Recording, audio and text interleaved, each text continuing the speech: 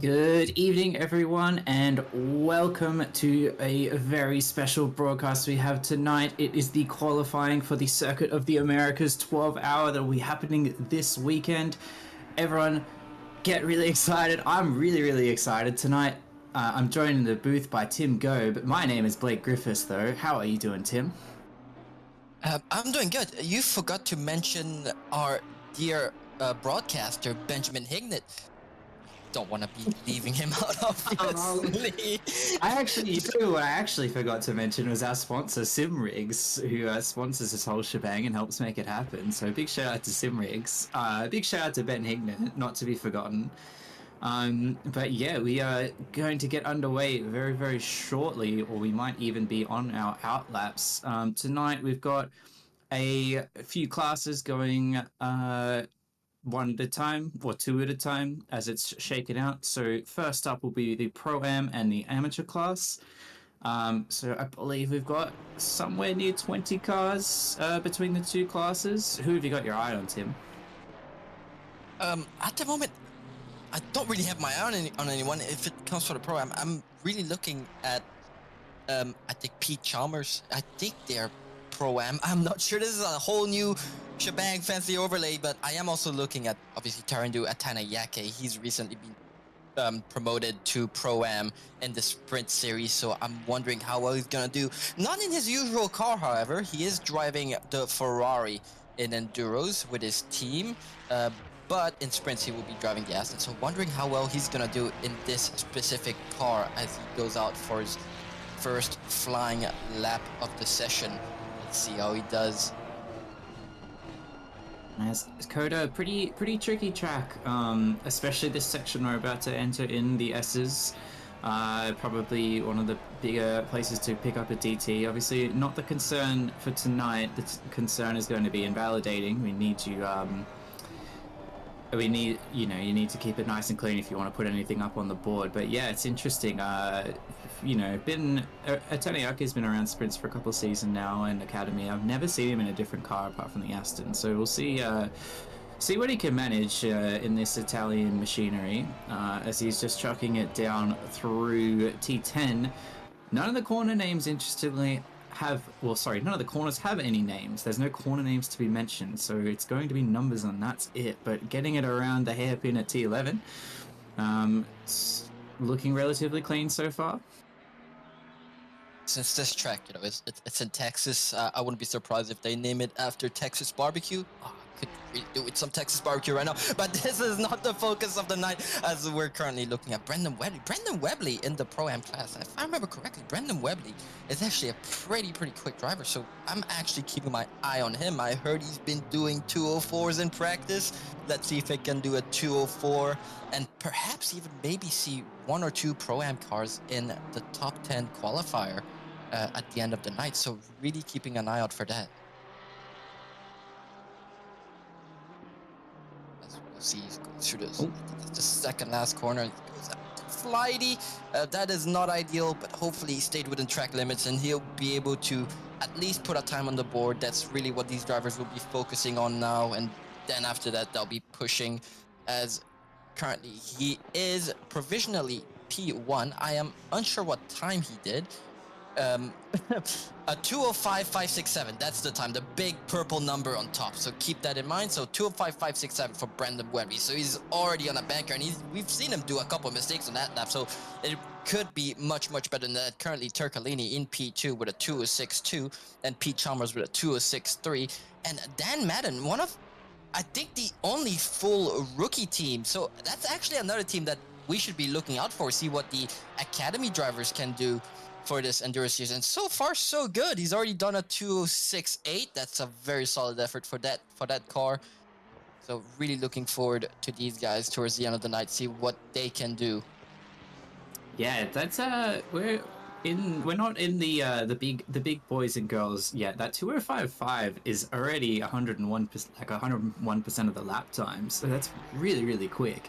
And a 206 from an all amateur team, like an academy team, is bloody fantastic if you ask me. So these guys having a pretty good whirl. hoping for these guys to do well. Maybe they can even sneak a 205, just prove everybody wrong. These guys will be classified as the underdogs. Obviously, it's the only full academy team. I think some other teams might have a couple academy drivers here and there, but this team, and specifically Pidgey Racing Team, has a full academy driver lineup. I think they've got like 5 drivers, so I think they're the biggest team in the Enduros as well. But let's see what he has as he goes through the second last quarter. So far, so good. Keeps it on track, doesn't slide much. Obviously, the Ferrari, a very, very grippy car. Very hard to slide that car. But I wouldn't call it the easiest car to drive as he pulls into P2 with a 205.9. Dan Madden, he's absolutely flying out there. So he's really out there to prove people wrong and just to show that academy drivers do have pace as well. Oh, on board with Thurcolini. I did not realize that he was in the Pro-Am class. That is a car to watch out for. I mean, he is our pace setter currently, but extremely quick operator. But he's going to pull off. I think he's feeling maybe there's a bit too much traffic in front of him right now. Shouldn't be too much of an issue at this track. It's quite large, and we only have potentially, I think, a bit under 20 cars, so they should be able to find some space, but sometimes you just find yourself in the wrong position. But riding on board with Matthew Shine in another Ferrari. I think this is the Ossport Ferrari, if I'm not wrong. This is a brand new overlay for everyone. I've seen it briefly before, but I'm looking for the information myself. I don't think it's quite on there.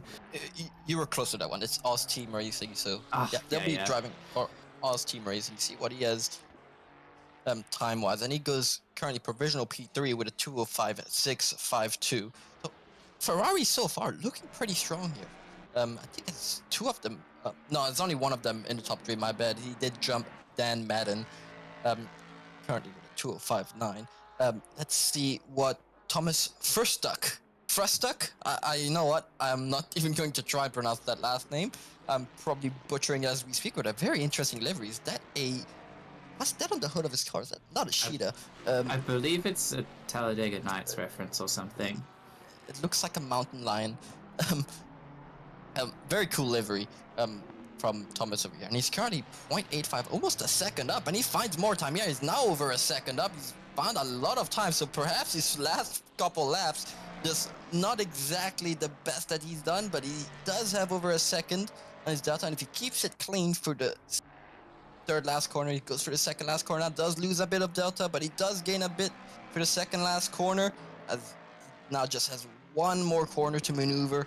And he does gain a lot more time here as well, but does lose out a bit on the exit, but it'll still be 0.9 up on the delta, and that's good enough to put him in provisional P6 with a 206.3. Yeah, not a bad effort there. So these guys, I believe they have 15 minutes, so I would imagine we're about halfway through so far. As Pete Chalmers, actually, another one to watch out for, but just bailing out of a lap there. Back on board with Matthew Shine. He's not looking too hot either right now, about 7/10 down, and catching those bollards is not going to help for sure. Roy Ankan, I was wondering if these guys were an all academy team as well, but I'm not actually familiar with Robert Buckerfield. Do you know Robert? No, I'm not familiar with 90% of the academy drivers, if I'm gonna be honest, but I know Roy Ankan is one of the faster guys in that series. Probably should be looking at moving into sprints if I'm going to be completely honest. But yeah, he's definitely a driver to look out for as well. Let's see if they can be, if they are a full academy team, let's see if they can be the ones to top Dan Madden. But Dan Madden with a 205.9 is a very solid effort. That is a flying lap on this track. Yep, done some investigative journalism, and they are an all-academy team as well, so very, very solid effort. Just been corrected by both of our resident administrators of the server. It's a 20-minute qualifying for each group of classes, not 15, so don't mind me, just not quite doing enough homework. Just been herding cats a lot this week, but on board with Brandon Webley. Currently 3 or 4, 3, however you like it, hundredths of a second up, down on his time. I never know what to call it, up or down, because it's technically down. down just sounds wrong. It does sound wrong. It That's just what I sounds like mean. he's down in his deltas. Like that Yeah. just sounds like you're. That just sounds like they're doing bad, but in Yeah, you're reality, not like, they're doing. they're up in the Doing good. dumps. It's down in the dumps, I'm gonna say up on his time from now on, and we're gonna leave it at that, and it sounds good. But yeah, just really matching currently. Just losing a little bit through that hairpin, but there is many corners to go still. Very technical track is the Circuit of the Americas, but jumping on to Steve Lewis in his Macca. Steve Lewis currently sitting P10, about a second and a bit off the pace. We'll see, he's up about half a second right now. That's going to put him up quite a bit. So that's P7 for Steve Lewis. Not a bad effort. They're absolutely flying already, and these are supposed to be our pro-ams and abs, so that excites me to see what the pros and silvers do. And I'm really wondering if some of these pro-ams are going to out-qualify maybe a couple pro teams. I know there's a lot of pro teams that aren't qualifying at all for this race. Perhaps it's a strategic decision, perhaps they just want to have a bit of fun, fight through the field, but this is a very unforgiving track when it comes to track limits. They're very strict, a lot stricter than 90% of other tracks that we have in ACC. For example, in the S's here, you can't really mount the curbs like you'd be able to on a track like Silverstone. That comes to mind when it comes to Maggots and Beckett's. You can really get over the curb.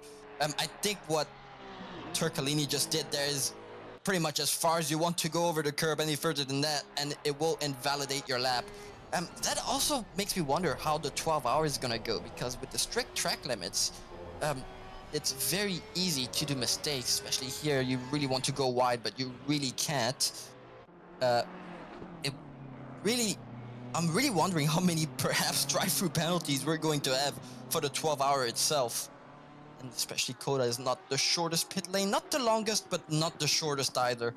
So track limits will be really unforgiving as well if you do end up getting one, as we're currently back with Brendan Webley. Still finding a bit of time in his delta, not the biggest amounts, but he's currently, where's Webley? Currently P2, so he's currently at 205.4, so already done a fantastic lap, honestly. But he still has time on the table. He's 0.14 up, 0.15, 0.2. He's getting a lot of time for this specific corner. This is turn 12. It looks like perhaps his other laps maybe got a bit squirrely here, but he does lose out in sector 3 as he's now back down to being 0.1, even another 0.1 up. So let's see what he can do for the final stages of this lap, and let's see if he can jump Turcolini for provisional pole here, as their times are very close to each other, so he really doesn't have to do that much to jump Turcolini. But if he can do it is another question, as he does lose a bit on the entry, but gains massively on the exit here as he goes for the final corner now, and once again gains a lot on the exit. He's now 0.4 up. This might be a 205. It's a 205 flat. I was gonna say this might be a 204, but no, it is a 205 flat. But that's a absolutely stonker of a lap from Brendan Webley, and let's see what perhaps Turcolini has to respond to that. Yeah, that was massive, huge improvement on his time there. You don't really see that far into qualifying, so massive effort from Brendan Webley there. I did want to touch on as well, don't forget the classes are based up on the entire team. So some of these guys might be running with a big varied level of skilled drivers in their team. Turcolini obviously a pro in the sprints, but right in this team in a 12-hour is pro-am. So it might look slightly out of place, but it is, I assure you, it is a matter of balance across the whole team. Yeah, it definitely is. I think they even have an AM driver in that team. I think that's the Porsche guys team, if I remember correctly. Yeah. So obviously, the classes are based on whoever you're teamed with. But even then, some of these guys, it might be their first enduros, so perhaps we can't classify them properly, especially teams like Dan Madden. I'm not sure how fast the rest of his team is, but obviously he's gone and done 205s as a AM driver. That's not an AM time. but obviously his team might not be as quick. Maybe that's why he's the one doing qualifying. He might just be the fastest driver in their team, which is what I'm expecting from 95% of these guys. Is the fastest driver will be doing the qualifying, so they can get as far up the grid as possible. Back with Yeah. Oh, sorry. Go ahead, Tim. no, we're back with Matthew Shine, but it's not looking like he's managing to improve. Roy Ankin, however, 0.3, 0.5 up on the Delta, so he's still got a lot in the tank there. Roy Ankin currently P10, so he's not had the best laps in this field so far, currently in the 206s. But, 20-minute quali session, it's double the time you get in our regular sprint and academy series. So, no, perhaps not stressed. It is a 12-hour race after all. Qualifying won't win you the race. It just gives you better odds to win the race. You want to start as far as possible, but he does find a lot of time here, but loses out a bit on exit here, but still almost 0.5. Well, now 0.5 up on his Delta. See if he can just keep it on track. He does get a bit slidey here, but it's not looking too dramatic as he's still 0.5 up. Now this is the right wide sweeper that catches me out at least from time to time, but he doesn't go too wide here. It sets up perfectly for the second last corner. It does find a lot of time here, and I think he's still valid here as he goes through the final corner, as long as he keeps it there, and he hits the sausage, unfortunately, but he doesn't lose out that much. He does lose a couple attempts there, but he does manage to... Was that I think he might have invalidated that one, actually. Invalidated, yeah, because he should have jumped to about P7, but it didn't quite happen. So he's going to have to give it another crack if he wants to get up the board. That's not what he wants. I'm not sure when he was invalid. Perhaps it was through that final corner. He did go very tight into that pyramid curb, and perhaps that's where he invalidated. It's really the most heartbreaking part of doing a lap is when you're 0.5 up on your Delta and then you just throw it away in the final corner. It's really heartbreaking. But he'll have another opportunity. It's not the end of the world. As we're back with the Taniyaki, not looking like he's managing to improve. And with Hamish Gray, now I am not familiar with this driver in particular, but he's currently P11, but does find a lot of time. Now let's see if he can manage to go for the final corner clean. It's so far so good, and he is going to improve. And valid again. No, he was on a 207, so he managed to get to a 206.7. So he did not go up in the field, but he did get a better time, and perhaps that's going to help him. So Matt Power in chat just saying there's 90 seconds left, so we've got probably the last flurry of laps coming through. We'll see who can do what and who can keep it valid. It's a really rough track to invalidate. If you invalidate on one of the earlier corners, you've got about a minute and a half of running to go, and you're just sitting there like fuming in the cockpit. So but on board with Pete Chalmers, 2/10 up right now as he heads down to the T11 hairpin. He's got a Taniyaki in front, and hopefully won't hold him up, but both well within their rights to complete their lap. So just jumping in the cockpit, the absolute screaming engine of the Porsche behind you as we approach what Aiden Squires dubbed as the Verstappen hairpin, if you will. As I said, we're going to name all these corners ourselves, but he's on the anchors, gets it turned in, looking pretty nice, using about all the track that you'd like. Get it over to the left, and on the brakes, turning at the same time. It's a little bit tricky. And then like into this section where you're just kind of turning all at once through all of these corners. It's a really, really tricky section here. Missing the apex a little bit and out wide over the bollards is not what you want, and the time reflects that as 3/10 up. But massive gains through T16 and 17. Put it back down again, up and down and back again if you don't mind. But it's catching the rear of Taniyaki anyway, but it's not going to matter too much because it's 5/10 down and he's pulling it up. He's pulling the sails up for the time being. Pete Chalmers cannot get anything done there. And it looks like we've got Thurcolini in as well. Roy Ancan, 3/10 up as we are heading down to the Verstappen hairpin, or turn 12 if you're not familiar with the nomenclature that I am giving it. Yeah, 2/10-ish up. We'll see if there's anything else to be had there. There was definitely time for him. It was about 6/10. If he can keep it on the track, within the white lines, if you will, sorry, but we'll see. It's bleeding down just a little bit. Yeah, again, he is finding time. Just has to keep it clean. He doesn't have to do much to jump a couple cars here, even 4 cars. If he keeps it about 3 tenths up, he is probably going to be able to jump to provisional P7. So far, so good. He does go very wide there, and I think that might have invalidated the lap, and it looks like he did. So Roy can, he had the pace. He just hasn't managed to just stick the lap together, and sometimes it just tends to happen. It happens to the best of us as well. That there's just days where you just can't stick it together. As we're now looking at Sean Bubb now in the Smokestack Racing Mustang. A rear wing that I very much appreciate. Is it Bubb now? Cook. Yeah, you know what? Yeah, I was just looking at the leaderboard. I'm not sure if it's Brad Cook or Bubb now qualifying. At the bottom right it says Bubb now, but in the timing board it says Brad Cook. So I think we'll see once he crosses the start-finish line if it is Bubb now or Cook. Yeah. I'd like to believe it is Bubb now, but we'll see once he crosses the start-finish line. That's just endurance things. When there's multiple drivers in the car, sometimes it will show driver one's name. Sometimes I don't know anymore. So far, so he's crossed the start-finish line. It still says Brad Cook on the left, but Sean Bubb now on the right. So maybe we'll just call it the Smokestack, guys. Yeah, the Smokestack Racing Mustang.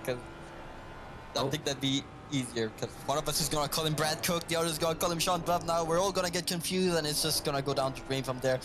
But that will be he will be on his first flying lap. Front, who is that in front? You know what? That looks like Toto Osimo in front. I think I see the pink. You would recognize that livery, wouldn't you, Tim? As we're now with Shady Samuel, and we're back now with Mark Bushell. Now Bushell hasn't raced ACC in a while. I'm surprised he's doing the qualifying for his team. It's just a strategic thing. Maybe it's just to give him a bit more seat time, get used to driving with a lot of cars around. But he's been mostly focusing Le Mans Ultimate. He's been racing in the Le Mans Ultimate series, so it's good to see him back in ACC and driving some old school GT3 cars. Those hypercars get tiring after a while, so drive something a bit slower for once. As we're now looking at Josh Holmes, I'm expecting a lot from Josh Holmes. I know he has set a 2:03 in the past, but let's see what he does with his first flying lap, and that will put him into, provisional P2 with a 2:05.1. As we're now looking at Callum Gibbons in that beautiful Pixels Racers GTR, and looking like he invalidated, because that was not a lap. As we're now with Saxon. Now that's another one. I thought it was Loopty in the car. At least the other timing board said Loopty, but it is Saxon Hayes. And we have Shady Samuel already in the 204s with a 204.960 with provisional pole in the 191 Mercedes. So just a note from the chat. I think that's Chris Cooley. Correct me if I'm wrong, but just saying that it's Sean Bubb now in the car for the Smokestack Racing guys. Little bit of bias here from our broadcaster Ben Hignett showing his own team's car right now. I'm just calling him out for it. He's secretly rooting for him. Really hoping for him to get as far as he can, and obviously Josh Holmes, a really fast driver, so if you're hoping for someone to bring onto pole, Josh Holmes will probably be one of the drivers, especially when a lot of the pro teams not qualifying, making it a bit easier for these pro drivers. But right now it will be Emerald Name with a 2:04.877 on provisional pole, as we're now with Saxon Hazen, a beautiful Skill Issue Racing GTR, as we're now looking at another car. Yeah, we're looking at another car. That is Name in the Ferrari. So- He has a lot more time under his belt as well. That 2:04.877 was nothing. It was just a warm-up lap for him as he still finds 2 tenths in the first and second sector of this lap. So this team is the one to watch out for on Saturday, I would say. This team is absolutely stacked from the ground to the top floor. That car is the I would say the one to watch out for. Admiral name is just massive, and it's a Hydra. You cut off one head, and there's an absolutely talented driver just takes the seat again. But Joms has something to say about it with a 2:04.7. If you don't mind, just jumping on board with Aston Martin in the 700 Ford GT3 car, improving. I believe he just jumped about 3 positions on our timing table so far. So. Not everyone's going to take this lying down, Tim. Yeah, we are really stepping into alien territory with these times, as Naim still has 3 tenths on his lap time. So if he keeps it clean, which Naim tends to do, is he finds even more time here. He's almost 4 tenths up. We're going to be in the low 2:04s with this lap, as and the final corner finds even more time. So this is going to be a low 2:04. It's going to be a 2:04.465 for Emerald Name, 3 tenths faster than Jones. These guys are absolutely flying out there as we're looking at the beautiful tinted motorsport Aston Martin, currently driven by Nathan Monks, as he does find a lot of time in Sector 2 over here with that beautiful dong in the back of the car. God, whoever made that livery is an absolute genius. Enough with the self-praise, as goes through the hairpin before the straight, and he does find a lot of time here. Loses it all in exit, however, but he is still 2 tenths up. It's going to be good enough for a low 2:05 as long as he manages to keep it clean. Let's see what Nathan has in the tank for Sector 3. I know he's been, out of all the sectors he's been struggling with, Sector 3 is probably the one he's been struggling with the most, having obviously talked to him. He is my teammate after all, so it is a bit weird commentating on my own car. But as the truth comes out, the bias revealed. He does find a lot of time in Sector 3, so he did lose out at the first corner. I don't want to commentate anymore. But he's coming around the few kinks of 16, 17, and 18. The time's looking pretty good. It's nearly 4 tenths. Gets a little bit wide there and touches, I believe that's the gravel. Loses a little bit more. And we're gonna wait. This is a different car. We just swapped. We're looking at Shady Samuel right now. What Nathan has, and it's a 2:05.1 for Nathan. It looks like he's headed up. He's pulling into the pits as we're now back with Austin McNeil, the number 700 MRT. Which MRT team is this? That's like 2 different MRT teams. I know there's one that's the AM team, and then there's this one. I'll have a look for you. There's MRT Kowabunga, and then there's this MRT team. But this will be the lead MRT car. They're driving the Mustang. I think the Kowabunga is the one Atana Yake was driving, if I remember correctly. That's correct. So this one is the MRT Lost Our Whey team. Whey as in protein powder, I think is what it is. But yeah, these guys are looking pretty good right now. About 1/4 of a second up. Massive gain and then loss. I think the timing tower does a little bit of silly buggers as you come around some of these corners. So 2 tenths right now for McNeil. It's not going to be enough for position. He's going to have to find a bit more time if he wants to challenge that podium for qualifying.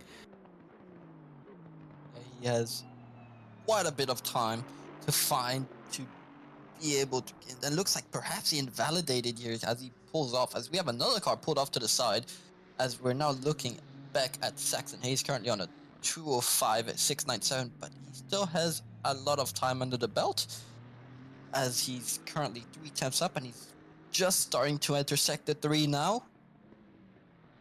Yeah, that would be enough for quite a few position jumps there, actually, if he can hold on to this. I think he'd be aiming for a top 10 over here, as he does get a bit slidey here. I know the GTR tends to slide quite a lot and probably doesn't enjoy this sequence of corners.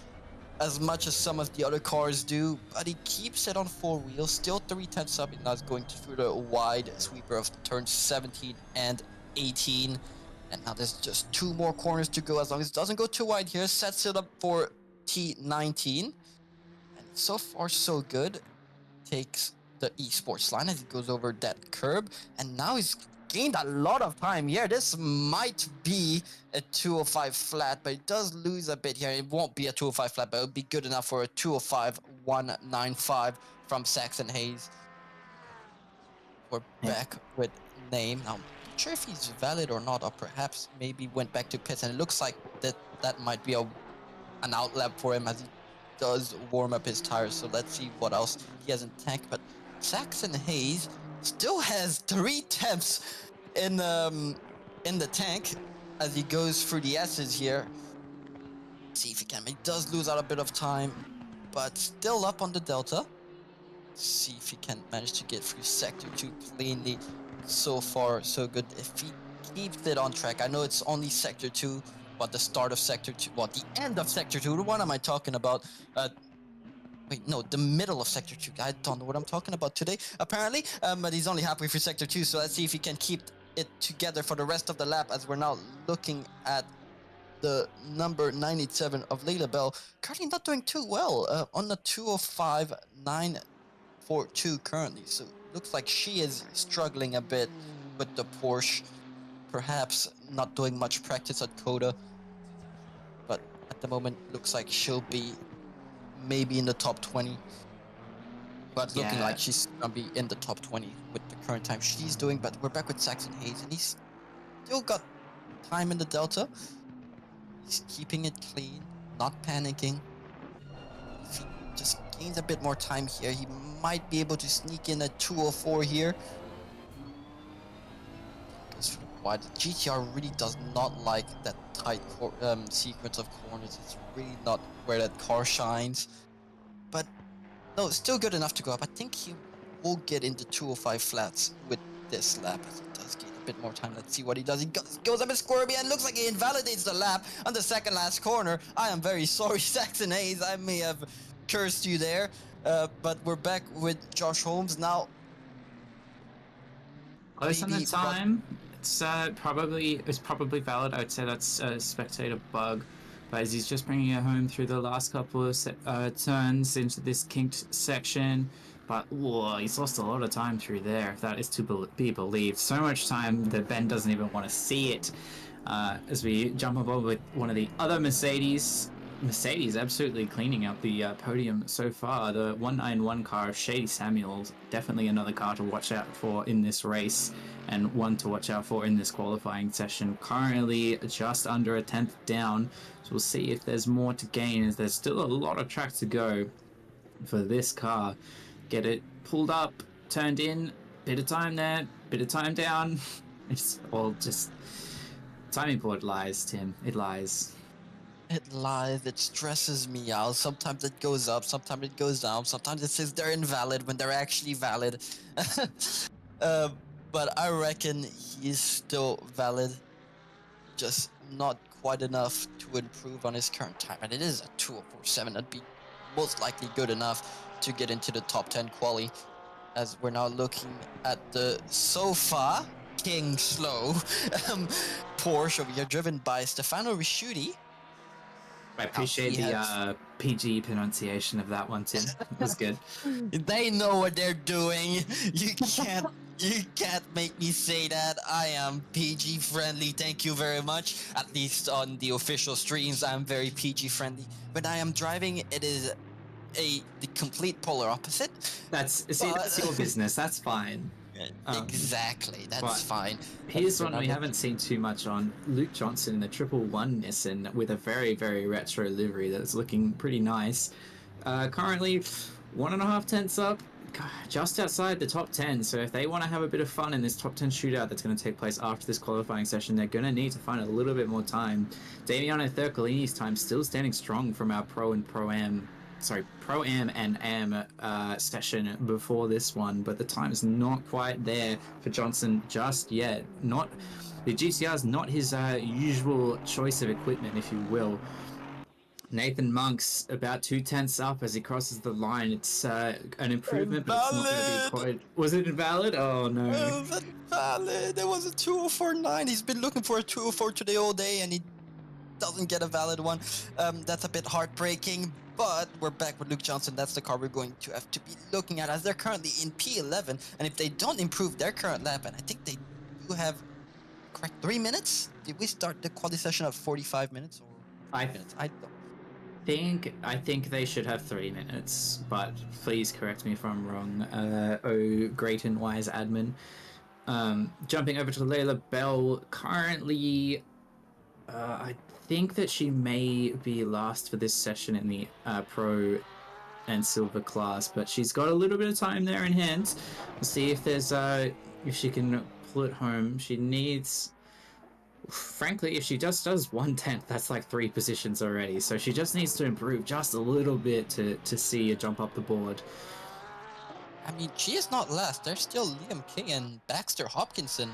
Baxter back in the seat, son of my good friend Richard Hopkinson. How are you, Richard? Currently driving.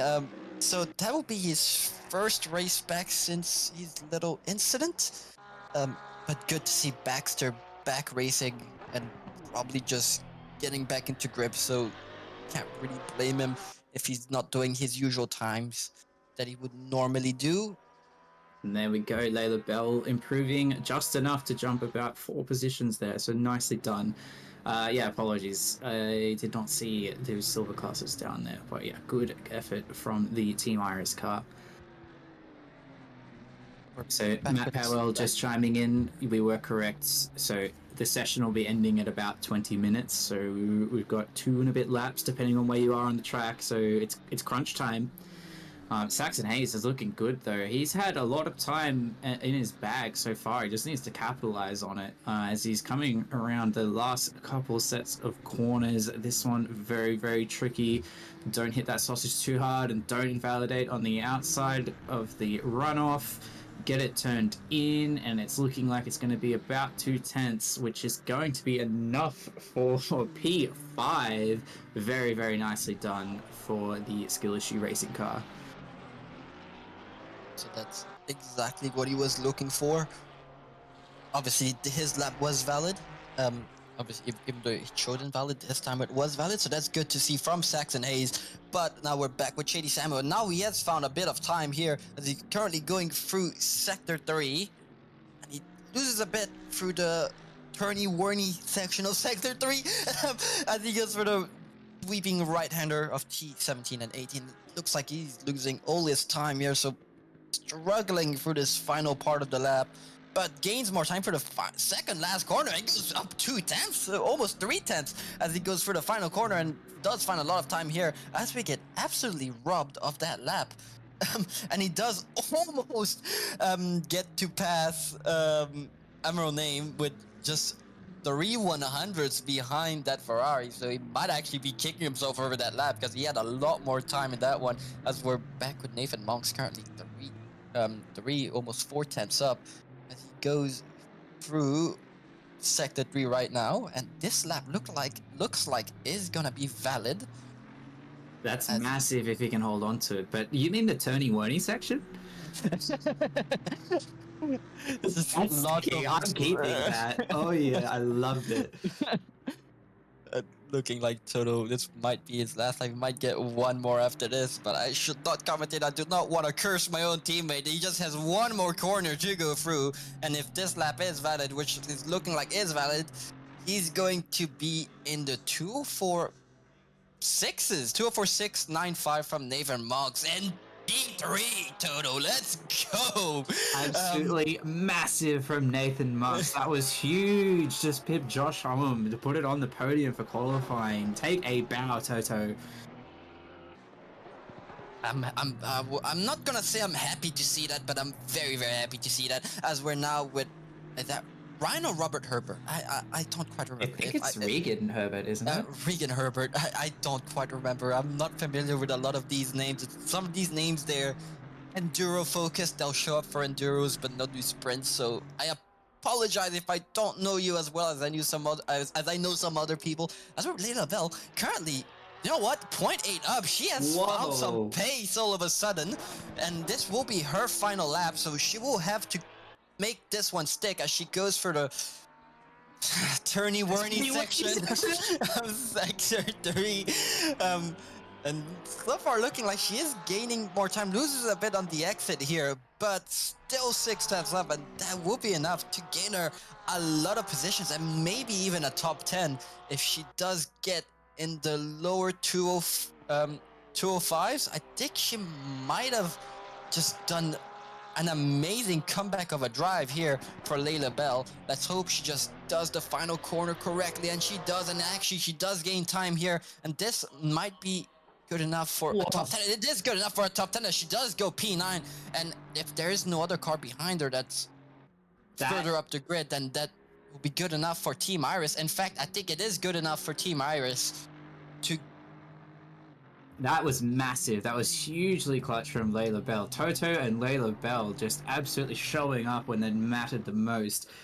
Regan or Reagan Herbert, I'm so sorry for butchering your name, but comes across with an improvement as well. So that's P5 for the number 8 Aston Martin. Very nicely done. And that's going to be the end of our provisional qualifying. But stick around. We are going to have a top 10 shootout after a small break. But... Who was your hero there, Tim? How'd you feel about that? Who stood out to you? I'm gonna keep with Dan Madden, honestly. Being in the 205, especially as a full AM team, is big bold stuff. Just showing everyone that they are not the underdog, that they do have pace, and they are a team to watch out for. So really props to Dan Madden for that fantastic performance. Being able to do a 205 on this track is no small achievement. So he will be my quali driver of the day, you could say, for now, especially with the team he's running. Yeah, I'll give it to Nathan Monks. We have to shout out our name because he was about 2.5 tenths above everyone, and it's a bit of a Max Verstappen effect at this point. But that was absolutely massive from Nathan Monks, putting it in P3, and he just had those like 2 consecutive laps where he improved massively both times. So really, really good showing there from Toto. Yeah, no, he hit it all right. Oh, come on. He's your teammate. I can't praise him. No, that's fair. You don't want him to get too big of an ego. He has to do it again now. Yeah, he does have to do it again because that doesn't mean he'll get P3 in the race. That's the only problem because now he does have a top 10 qualifying shootout that he has to participate in. And, you know, if he got top 10 in the actual quali and then got P3 in the top 10 shootout, then I'd be really happy. But it's not over yet for us. No, I mean, he could literally, he could just like mess it up and you guys could start P10 anyway, even after that massive effort. So it's yeah, it's not over. It might be for the best interest if we think about it. But yeah, all these fantastic liveries that a lot of these drivers really coming out with bangers when it comes to liveries. Yeah, I think we still have a few that haven't quite been submitted. You see, like perhaps that sort of teal car there. But yeah, some really, really nice liveries. And that one looks like it's got a bit of the default mixed into it, that Macca we just passed. We are going to let this session roll over and then the shootout will kick off in approximately 6 minutes. That's 8:50 at Eastern. And you can convert it. I'm not doing it for you. Sorry, they don't pay me to do that. 8:50 Eastern, that will be 4:50 for us in Thailand. Actually, no, I can convert it. I've been doing the comms spreadsheet. I know what it is. So 8:50 is going to be 10:50 if you're in New Zealand, and it's going to be 6:50 if you're in Western Australia. I mean, it's in 6 minutes. We don't really... I'm overcomplicating it. Yeah, these guys will know. Surely. Yeah. So do you have a favorite livery you've seen so far as we do a bit of a grid walk? Favorite livery? I have to see the rest of them, honestly. I do really like that fez over here, that white and blue and red fez. I think it's absolutely beautiful. The other gray and I think it was pink or purple Aston. I really liked as well. How about you? Um, it's funny. There's a few cars I feel like we didn't get to see, and I kind of wish I was looking harder as we did this walk through. I'm just trying to think. Um, I mean, that one's very fun. Can we go back then? I think there's well, a Yeah. lot of these liveries are absolutely beautiful. Oh, that Um, that is that Shady Samuel's one with the snakes on I it? I like I that.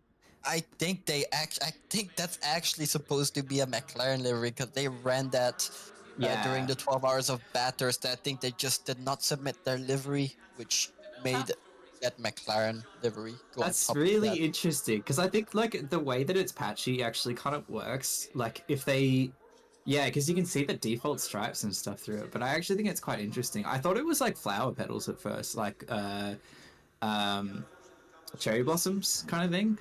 But yeah, we've actually, I think we've just lost a bunch of the cars because obviously it's a top 10 shootout. So this is not so, it's not a great, not as great of a walkthrough.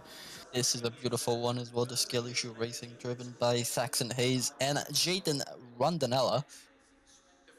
I'm looking forward to see that one in the race. Now sliding through more cars. Looking like a lot have ended up leaving, and that's another McLaren. I'm not sure what team that is, but I love the little doggy on the side. I love doggies. Tim, the dog guy. I've got 3 dogs myself. I absolutely love dogs. Um, that's the MRT Lost Our Way car over here. So the previous car was the Ratuma Spin car with Neil Wood, Steve Lewis, and Craig Dale. Um, yeah. Uh, Look, this one's that's a cool alright. one I right don't here. know. It's yeah. It's cool. Nah, Lightning strikes. It's cool. It's a cool car. nah. I'm just pulling. I'm pulling Bignet's leg. It's a cool one. I like it. This one's striking too. I don't mind a nice simple livery. It's a good set of colors takes you very far, to be honest. Exactly. Sometimes simplicity is key to making a good livery, and we don't have any more cars as the rest of the drivers did end up leaving the lobby. Yeah, That is yeah, a it's alright. It's alright. that's very good. That's very beautiful. I like the white and cyan blue. I mean, it's a nice color combo. What's do it? Is that your dogs or something? No, that's Toto's dogs. Oh, that's so sweet. Who's on the top? Is there dogs on the top? It's a businessman with a tent. I. S- I'm not gonna go into context no, what that I means. don't think you need to go through the context. I'm not gonna go through context to what that means. That's a beautiful one right there. That Yokohama BMW. That is actually now that I get a proper look at this car, it is a beautiful, beautiful car. It looks like they decided to get their own number patch thing. They decided not to use the in-game one. So Yeah, I uh, didn't realize you could do that. That looks mad. I guess if you can draw your own, maybe the organizers here be okay with it. But it is not the usual one we usually see, and that's um I do like Name's this car. one. I do like this one. It feels a bit fire and ice to me. Um, yeah, it's clean. It's clean. This is a bit of a unique one as well. I feel like we're doing like a gallery walk or something. We need like I don't know. We need like like the little plaques that are in an art exhibit and it tells It's you a little bit about the artist and what the piece is about. We need they're that. showing their emotions through their liveries. It's how Herbert feels when they drive. It's thrive and drive, and that's it. There's nothing else to think about. It's pretty I fun. think I did the I think thing though with these big patchwork ones is it's when manufacturers are like testing a car and they put like a camouflage livery on and it makes yeah, it hard to make out the car. It feels like that. yeah, definitely agree with you on that one. I never got the point of that because I could always make out the shape of the car with that camouflage livery. But I guess it works with some people. It doesn't work with me. But at the same time, I do work with cars, so maybe that might be a striking factor. I guess like it's trying to hide some of the more finer details potentially. I don't know. It's probably harder to photograph as well. Oh, Think we have rolled over and we're going to see our first car going out for a top 10 shootout. So for those who have never been in a top 10 shootout, each car is going to get 2 laps, not including their laps obviously, to set a time. And basically whoever gets the fastest time gets P1. So they only have 2 laps to set their times this time, and they all go out one by one.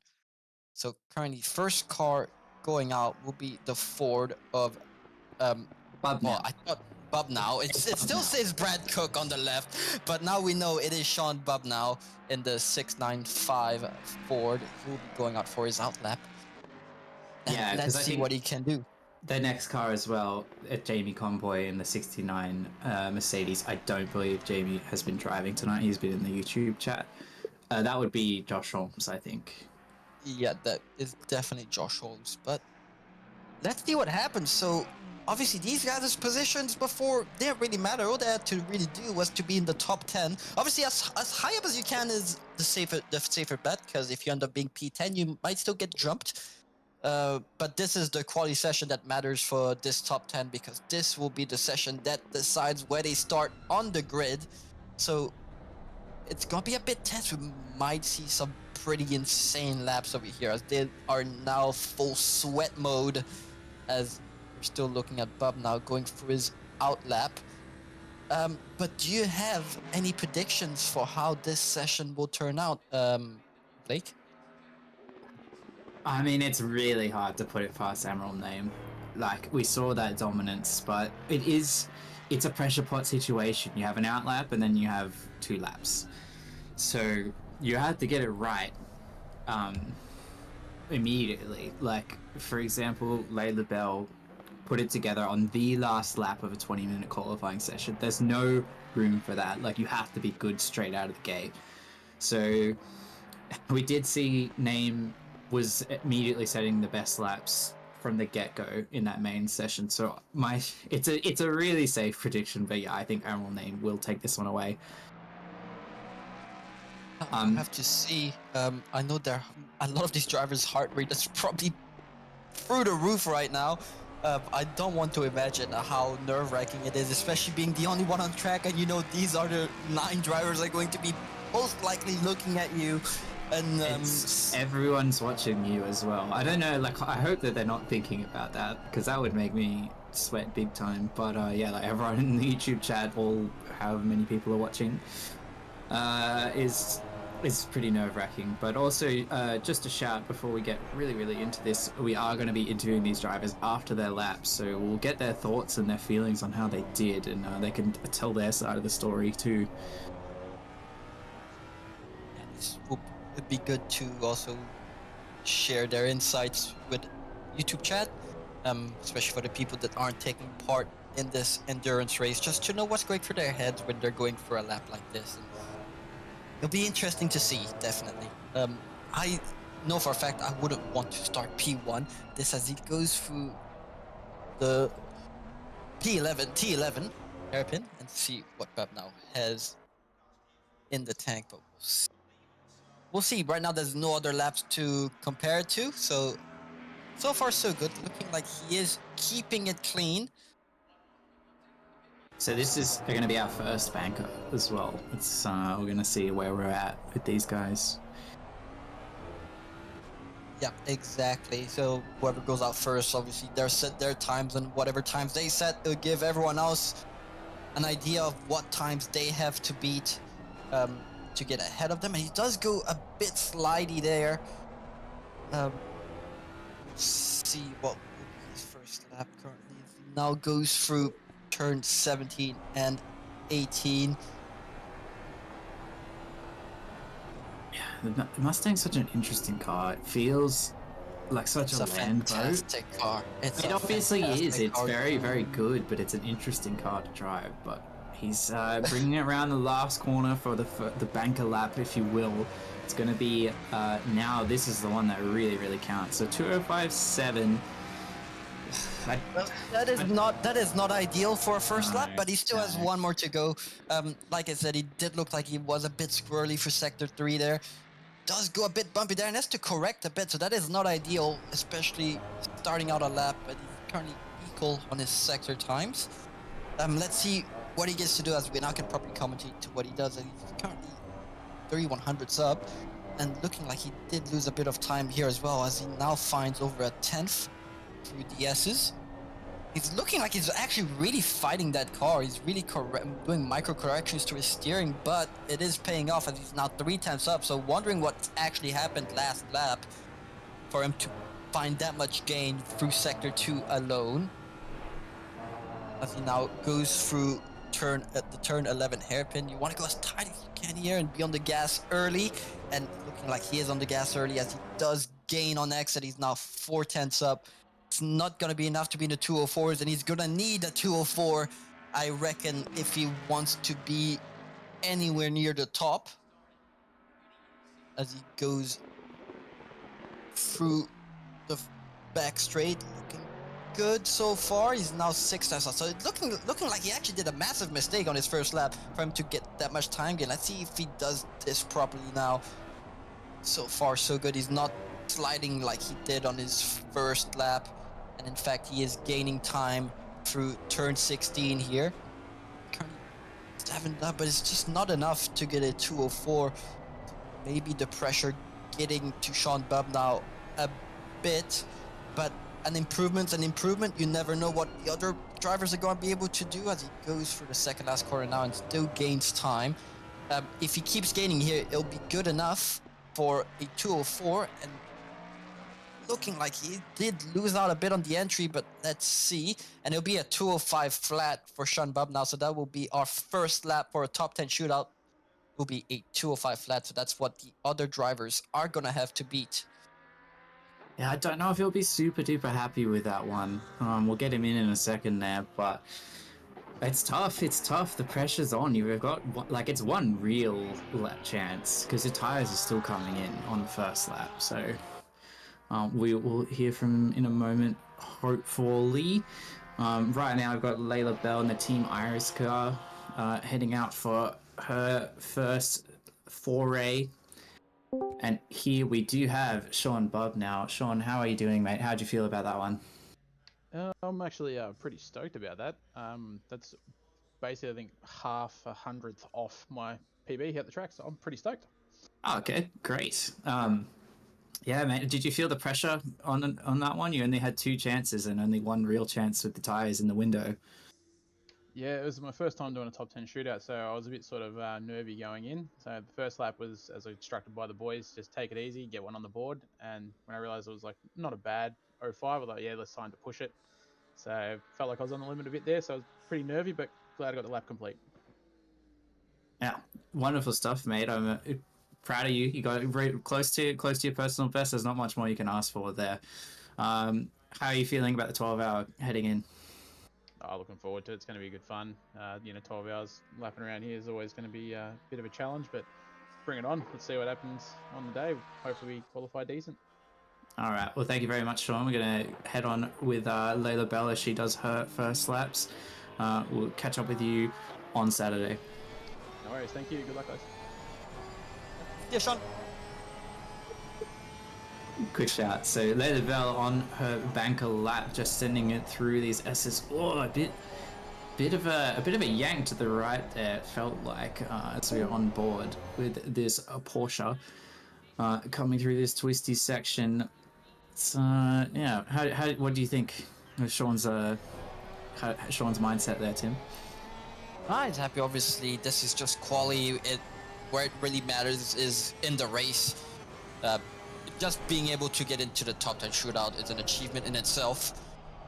So that makes sense that he's happy. Yeah, I didn't. I said he might not be happy with that, and then he was very happy with it. I feel. If that is like a PB, like you can't do much. Like there's not much more you're going to be able to do on the same day. So yeah, big ups to Sean. Definitely good, and they definitely put his team in a good position for the 12 hours. we're now looking at Layla Bell. It's looking like she didn't have the greatest start of the lap. She does go through turn 14 now. So this is where the Porsche should, in theory, be really strong, is through these tight, slow technical sections. That's where the Porsche should really be gaining its time. She goes for a series, goes a bit tight, ends up touching the curb there. The car looking like taking it okay as she goes for the second last corner.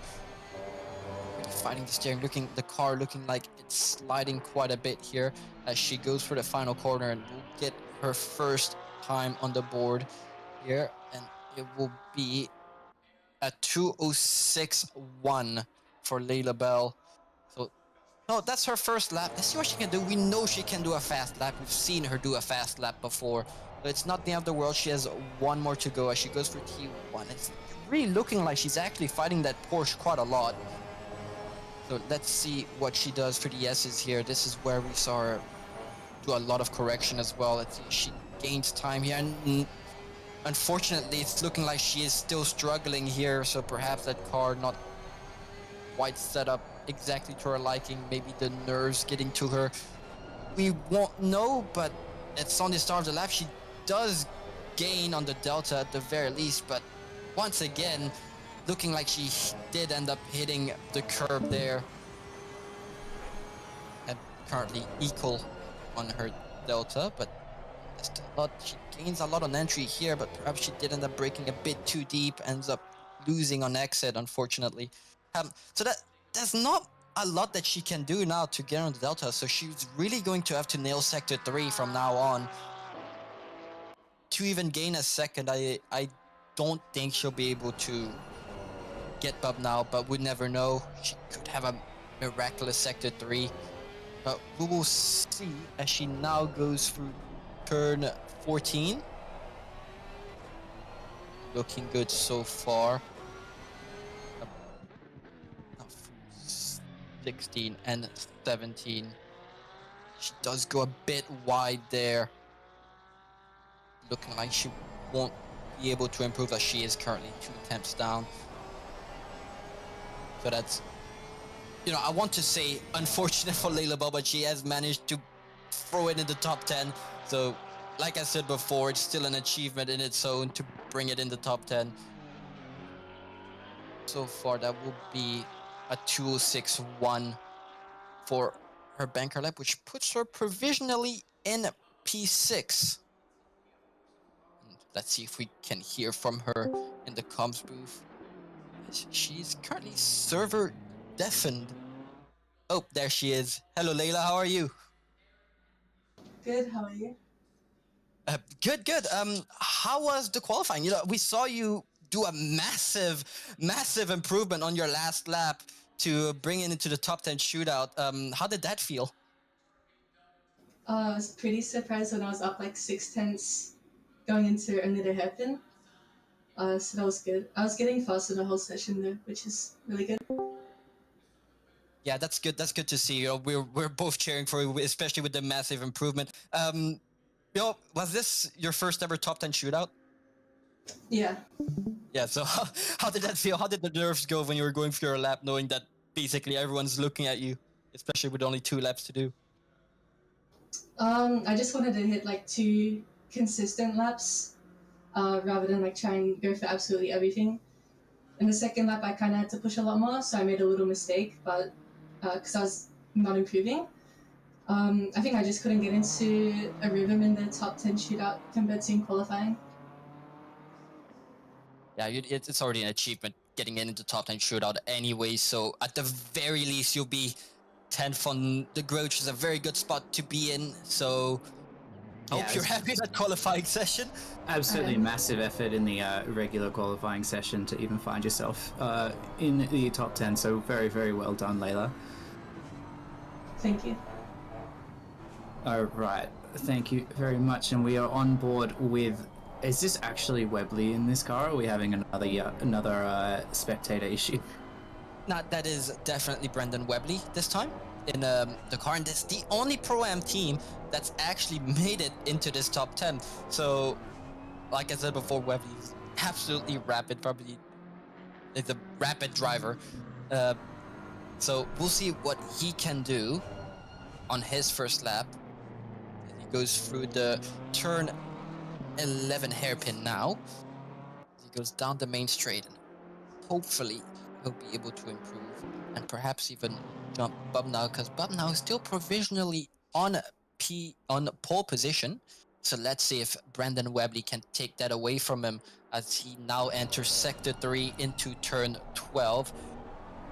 Take that as tight as you can and get on the gas as fast as you can.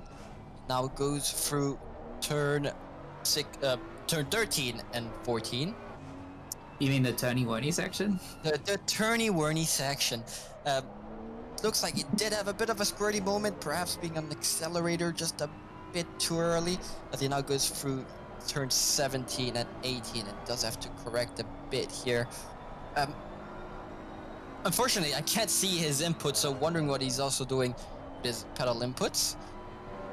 But it's his first lap. Let's see what he will put on the board, and after we'll see the actual flying lap and see if he can improve. So as he now goes through the start-finish straight, it'd be a 205, and in fact, actually, it's an invalid lap, so that's not what he wants, especially with only having 2 laps to qualify. So this lap is really gonna have to be the one for him. The pressure is absolutely on now. You don't even have a banker to rely on. Do you push everything, push all the way to see like what you can do, or do you just need to get one down? It's the question you're asking me. You can't think about it too much. You have a lap to do. Exactly. So I'm wondering, it says he's 1 second up, but that's gotta be Delta doing Delta things, because he hasn't set a time yet. So yeah, I mean, it can't be up to anything because it's not a valid time. Exactly, but I reckon in his mind, you know what? Worst that can happen. I'm P10. I'm just gonna send it and see where that brings me. As he now goes once again through the turn 11 hairpin. And this time, let's see if he keeps it on track and hopefully puts a time on the board. But now the pressure's really up for Brandon Webley, as this lap will have to be the lap that puts him on the board. But we will see. Stays very wide there. Into turn 12 he goes. Touch that curb, be on the gas as fast as you can. As he now goes through turn 13 and 14. Like it is like just slide a bit there, but he might still be valid. At this point on, what he wants to be is just valid and put a time on the board. So again, sector 3, just that car seems to be struggling a bit. Now goes through the right-hand sweeper. Sets it up exactly how you want it. Just good enough for the second last corner. Let's see if he can do that last corner cleanly, and that will probably be his lap. Does end up going very wide, but I think it's good enough to put him on a provisional P2 with a 2:05.447. So he did manage to recover from that, so that's good to see from Brandon Webley. And we just joined by Brandon now. Brandon, how do you feel about that one, mate? The pressure was on, the invalid first lap. Yeah, no, definitely not very happy with it, but oh well.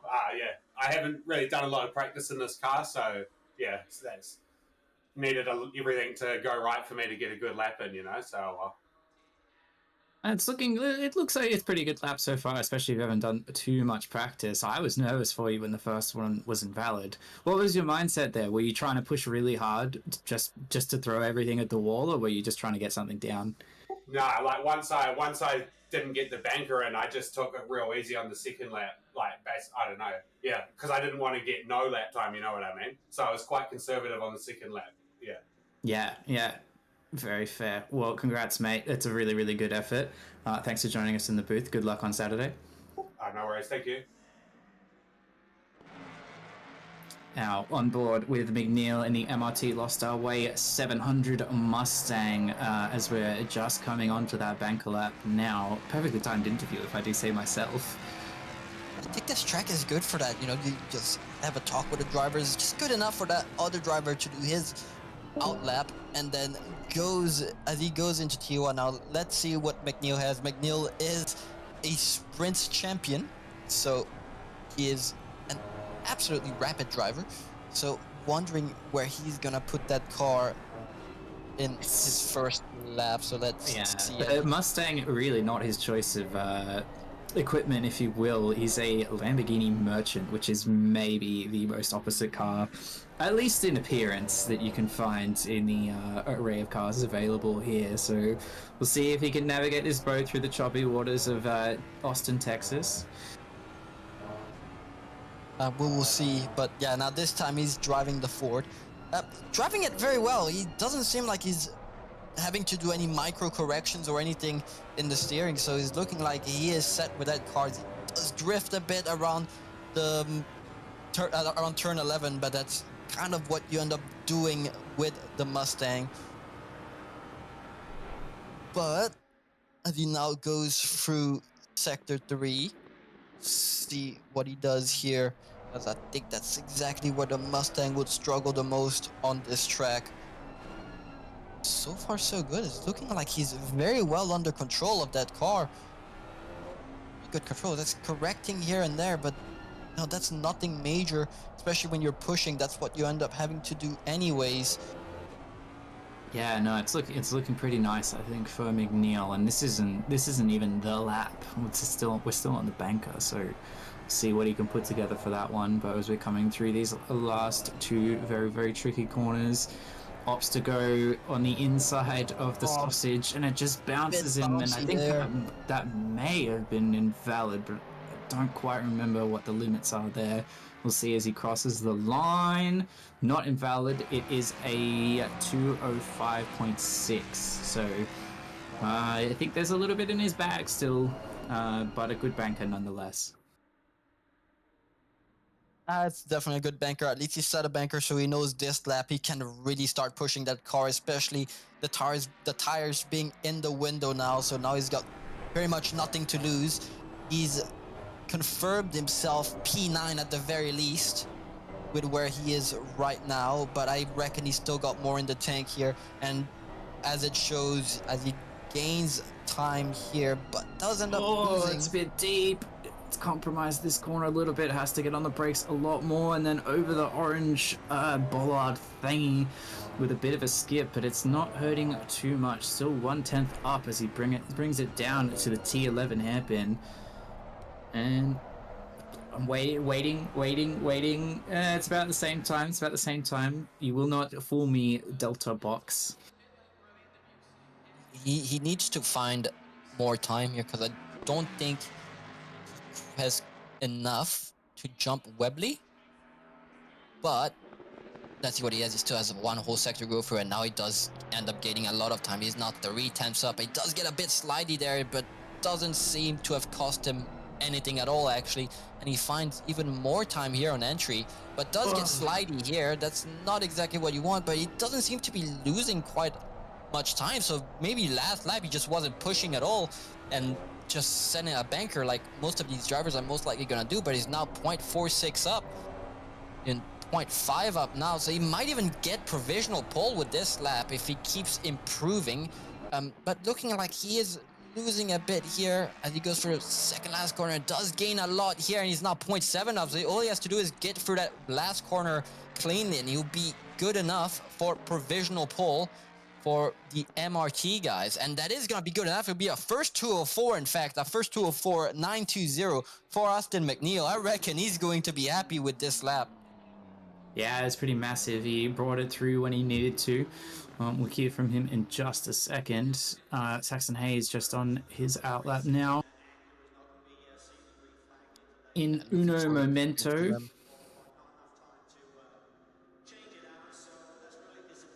Perhaps he doesn't want to talk to us. He's feeling a little bit shy. He's feeling a little bit shy. Is it... This is like one of those milk liveried cars. From the last Enduro. There was like 5 of them, but it looks it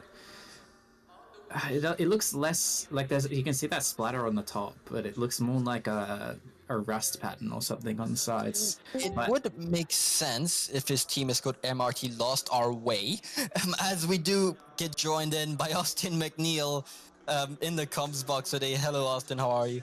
I am good. How are you, lads? Yeah, very well, thanks. How'd you feel about that one, Austin? It was a pretty massive lap for the second one. Oh man, good to get that off my chest, to be honest. I had a bit more pace in me after the full qualifying session, so it's good to pull it out when it matters. Yeah, absolutely. Yeah, it's about 7/10 up on the banker. How are you feeling in the Mustang? It's not your usual choice of equipment. No, but we have driven it for a fair few enduros, so not super unfamiliar, but it is certainly a hairy-chested ride around here in Quali trim. You've got to hold on to the damn thing, that's for sure. Yeah, I saw you through what's now been dubbed the turny-worny section, and you were fighting a bit of left and right with the steering wheel, so I think, yeah, massive effort there. Thanks for joining us in the booth, mate. We'll catch you on Saturday. All the best. Looking forward to it. Good comes, guys. Thank you. All right, Saxon Hayes steps up to the plate, if you will, if you like a little baseball metaphor while we're in the Americas. We'll see what Saxon Hayes has in the tank. We saw that he had a lot of time left, but he just couldn't stick the lap together.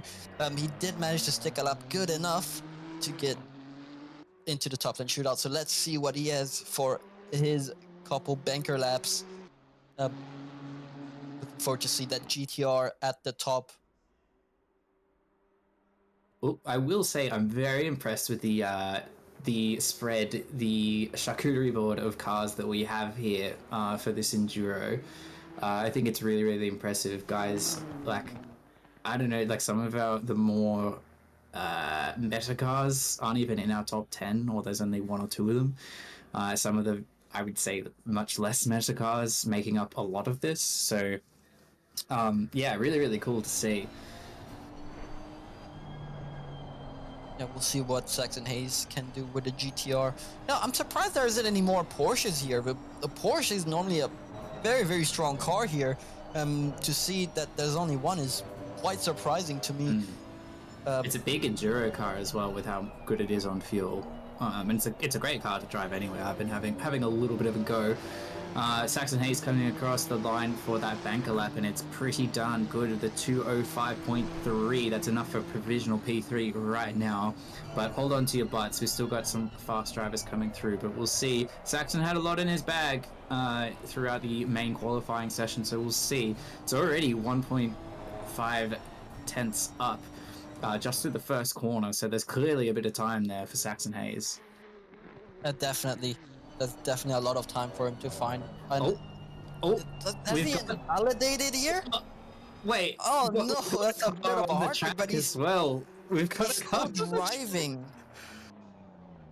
It looks like he hasn't validated, so we'll have to do with provisional P3 for Saxon Hayes, unfortunately. But at least he has set that first banker, the one that matters. And that's good enough for provisional P3. Hello, Saxon, how are you? Oh, are you on push to talk, mate?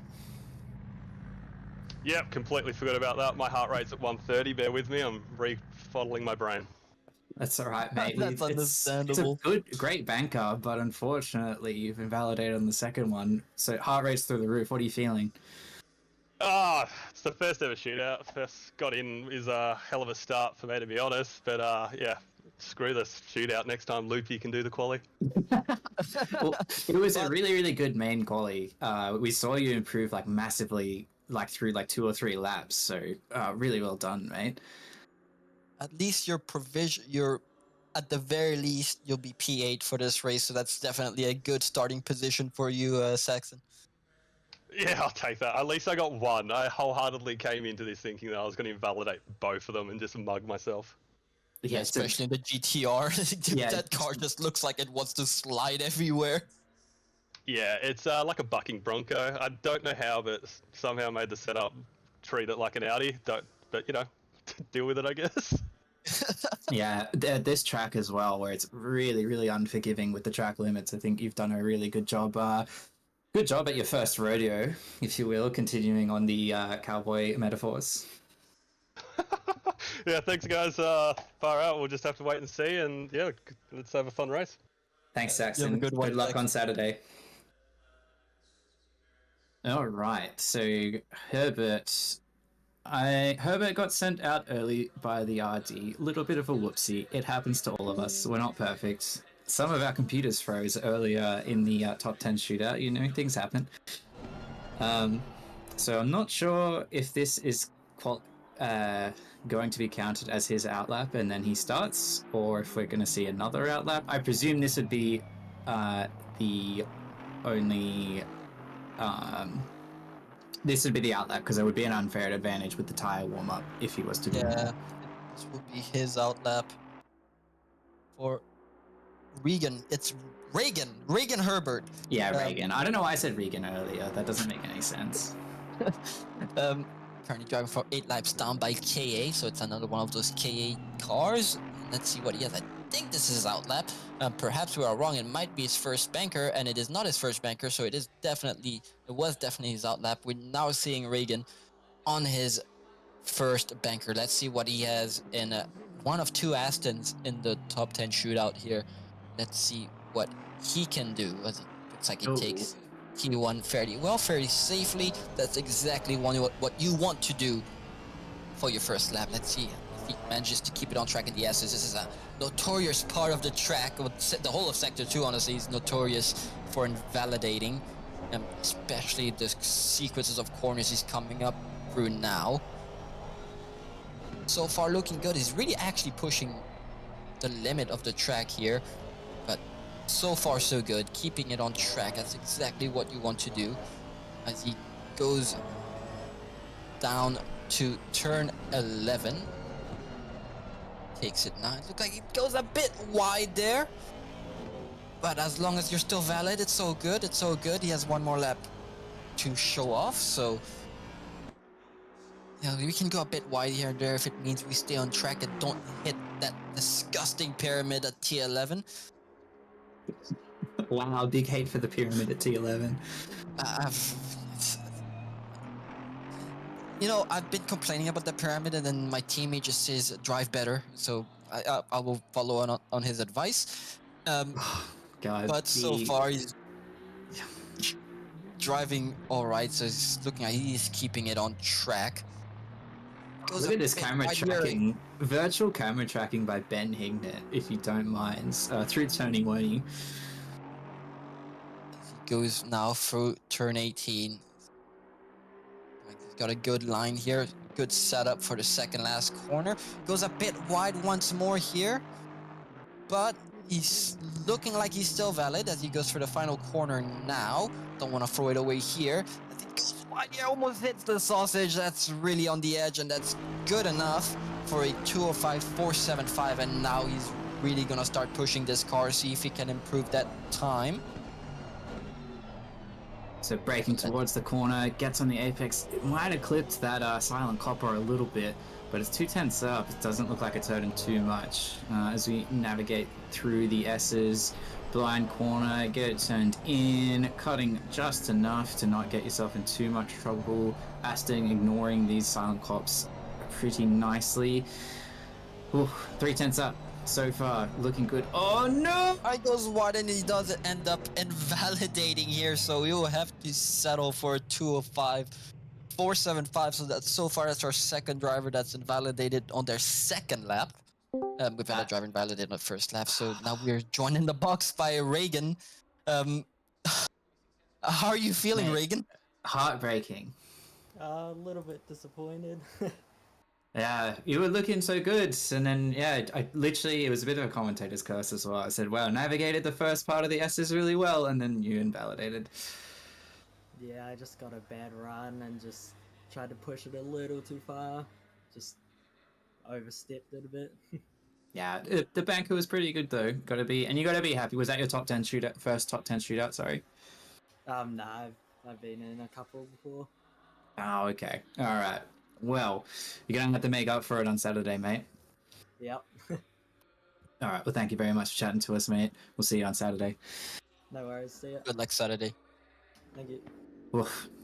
That was rough. It looked good. You definitely had a lot of time there. I think there was a lot of time there for Regan. But on board with Josh Holmes, vested interest from Ben Hignett in this car, being his teammate. Josh Holmes has been very, very good. Very, very skilled operator. Interesting car, the Mercedes, to say the least. As he's just on this outlap now, just thinking about the possibilities, thinking about what's to come. Got to string it all together. 20 corners, if sorry, I am more mistaken. As he starts to get into the turning 1E section, a lovely overhead cam shot. I think this could even be from that tower that situates itself in the middle of this track. Texas flag on the runoff. Apparently, it must be late for Josh Holmes because Chris Taylor saying he must be falling asleep by now. A few people, unfortunately, due to the march of time, it's a bit of a late shift for some. But coming into the final 2 corners, Josh is going to have his first banker. We'll see what he can manage in the number 69 Mercedes with the Valkyrie Motorsport livery. And we cross the line and away we go. We're going to send it up the hill. He's a New Zealander. Well, he lives in New Zealand, but on the brakes. Not quite looking to the corner as much as previous drivers have, but gets it nicely touched into the apex and nicely out wide. Brings it left, brings it back to the right, gets across the curb, uses the curb to turn himself in just a little bit. Now, this Mercedes should be just fine running through all these silent coppers. But it's not the greatest turning machine in the world, but Josh Holmes, if there's anyone that can wrangle it, it is him. Looking nice and tidy through this section. Keeping a nice tight line as we run past that crane. Ooh, a lot of little micro corrections here. That's how you know we're on the knife's edge. On the brakes. And welcome back, Tim. As we're on our first lap with Josh Holmes. It's looking pretty good so far. As this is really gonna be, the drivers are probably gonna hit the low 204s here. So let's see what Jomsy has in the tank for his first out lap, as he now starts sector 3, goes through turn 12, looking very clean. He's very stable in the Mercedes. He's looking like he's familiar with the car. I could be wrong. He might be really unfamiliar with it, but it's just looking like he's one with the car. Really not sliding like we've seen a lot of these other drivers. Goes very wide here. Yeah, opens up the corner massively. Yeah, there. It really opens it up. But he now goes through turn 17 and 18. He wants to set up properly for turn 19. So you don't want to go wide here. So he sets up for turn 19. Hits that apex beautifully as he now goes for the final corner. And let's see what time will be his first banker. As he does set, a 205.222. So that's a pretty safe lap, honestly, from Josh Holmes, and really surprising. I thought he would have set a 204 from the get-go, but I could be wrong. Maybe just setting a safe lap. It looks like he compromised his turn 1 a little bit. The car had a bit of a bounce there. If you've been through the walkthrough of Cota with him, he would have mentioned that there is a bit of a bump there. It looks like he hit it under braking, which caused the car to bounce. But still up on the Delta. Let's see what else he can do as he goes here. That Merc just manhandling all those bollards, not having too much trouble. Oh, a bit of oversteer there and a lot of corrections. It's not feeling too good for Joms as we get that weight transfer up over the hill. Currently just equal on that 205.2. So he's going to have to find some time through the latter half of this circuit if he's going to want to jump Sean Bob now and fend off these faster drivers that are going to be coming after him. He's really fighting the car here. He is, Josh Holmes, at least in the first couple sectors, looking like he was really fighting it just to keep it on track. But no, he's still up on his Delta. He's still got a good enough banker to be provisionally P3 for now. But let's see what else he has for the third sector here, as he does massively gain here. But as you can see, for his steering, really just counter-steering that Merc just wanting to drift sideways, and probably looks pretty cool from the outside, but it's not the fastest way to drive these cars. No, But definitely not. he's gonna need. I think that might be enough to jump up now if he can keep it on track here. It does get a bit bouncy here. He's He currently. needs about 1.8, and it's just bleeding off as he bumped that. And we'll see as he passes that last corner. It's going to be really, really tight, and it's not quite enough for Joshua Holmes. Just not having a handle over that Mercedes, I reckon unfortunately. if we have one driver that's gonna be upset about his qualifying performance, it might be Josh Holmes. Oh, hi, Josh. Hi, Hello, Josh. guys. How are you feeling about that one, mate? Yeah, not the best, but it is what it is. It's a 12-hour race, so should be good. But yeah, not the best. Definitely way more pace in the car, but just a little bit sleepy at the moment. Yeah, You're really looking like you're fighting the car here. Yeah, massively. We know you're a bit of a Cota merchant, so I was expecting at times to rival P1, but yeah, 11:30 over there right now. I can see the fatigue coming in. Yeah, the prospect of getting up at 6 is not favourable at the moment. But yeah, no, it was good fun. Enjoyed it, and looking forward to the race. Yeah, that's good, Josh. Thank you very much, Josh. We'll catch you on Saturday. All the best. Thanks, all. See ya. So Nathan Monks, your teammate, Silver Class, the number 153 Tented Motorsport, Aston Martin. He's got 2 more corners to go, and that's his first banker. What do you reckon? How is Toto under pressure? We saw him. He performed admirably in the main qualifying session, but this is it. This is the big time, Tim. He's normally a pretty calm person. Normally, I think he'll do well. He doesn't crumble under pressure the same way I do. In fact, it's probably one of my biggest weaknesses. But I think he'll do well here. You know, he's seeing the times roll in. He's probably thinking, yeah, I can do better than that. As we see him go through T1 now. You were saying he was aiming for in the 204s, correct? Yeah, that would be his target. I think he'd be decently happy with a 205 flat. But I know he is aiming for 204s, and he does end up like he went a bit wide there, but still keeps it on track. See what else he has for the end of Sector 2 here. Say end, but it's actually the whole straight as well. It always catches me off guard that Sector 2 goes all the way down the straight. But we will see as he goes for turn 11 now. Down the straight, hard on the gas. You want a good exit here because that is not a super long straight, but it's decently long. It's pretty long. It's pretty long. It's no Paul Ricard, but it's long. It's no Paul Ricard.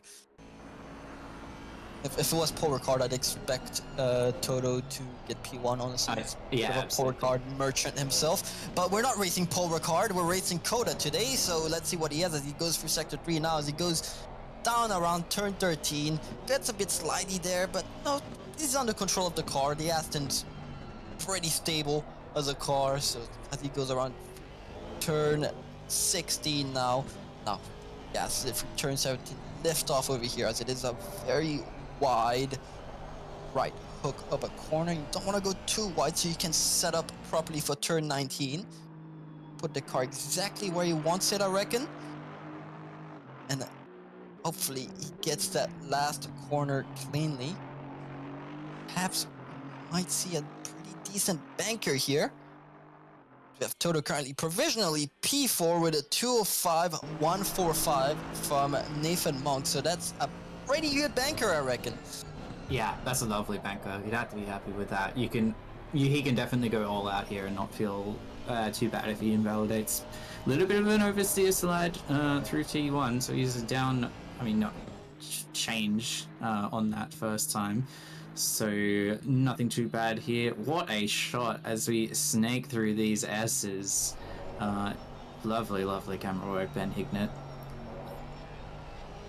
That was a very, very nice shot. Wondering if we could get a shot like that for race start. That'd be absolutely chaotic. Seeing the chaos from a bird's eye view, as Toto currently 0.16 up. So he is finding time here as his tires will be on the optimal operating conditions. Goes a bit wide for turn 11, but nothing too dramatic. Oh, it might hurt him down the straight though. Get back on board. Yeah, he's lost a couple It is hundreds. Nothing hurting him down the straight. Nothing too major though. You really got to be careful with a corner like that with such a long straight after. You just end up bleeding so much if you don't get it right. He does gain a lot here as well. Let's see what else he has through sector 3. Currently goes back around T13. I absolutely not my favorite part of the track, honestly. If I'm gonna be here, I tend to struggle a bit here. In fact, I struggle. Very technical. It's very technical, very odd to drive, at least for me. But I've got a bit of a skill issue as he goes around through turn 17 and turn 18 now. Looking like he's still green on the delta. See if he can gain a bit of time here. That's the delta. And looking like nice. Pretty equal on time. See if he can gain a bit for the final corner. It does end up gaining a little bit here. See, enough for a 2:05.002 from Nathan Monks. I reckon he's pretty happy with this one. I know someone else that's very happy with that lap time. Melo Toto, how are ya?